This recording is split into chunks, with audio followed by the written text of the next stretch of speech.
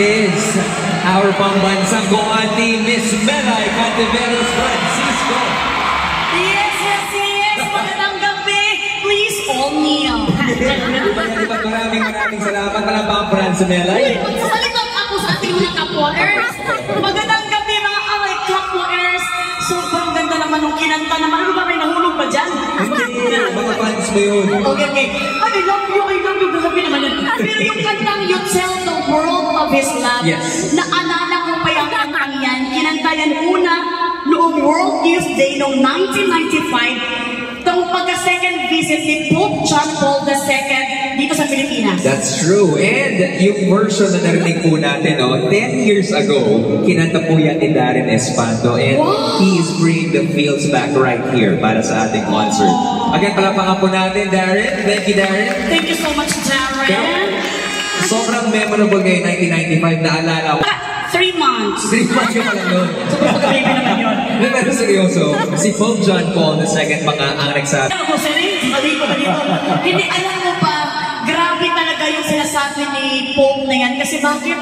Dapat talaga magaling yan sa atin. Totoo. Kasi lahat tayo dapat magbigay. Kung ano mang meron, dapat magbigay tayo. At yung kanta ng pananagutan, hindi pa naman natapos sa kanta. Yung kanta ng pananagutan kanina, alam ko, yan actually ang second theme song ng Alay Kapwa. Oo. At yung first theme song ng Alay Kapwa, alam ko rin. Alam na alam mo, unang kanta. Yes, alam ko ang unang kanta ng theme song ng Alay Kapwa. Alam mo Yes. Ang tanong ko, Araneta, gusto niyo bang marinig kumanta si Melay? Yes! Gusto niyo bang marinig kumanta si Melay?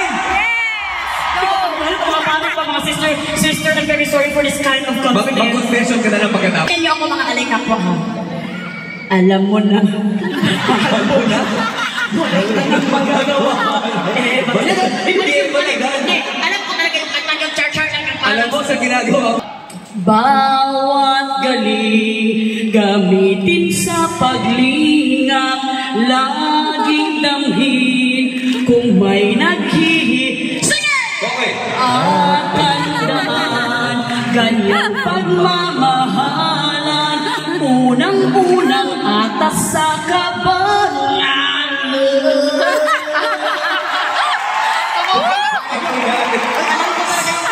Standing ovation muna. Ay kinakatawan ng isang legacy program ambassador. Kaya naman, what are we waiting for? Kilalanin natin ang una sa programang ito.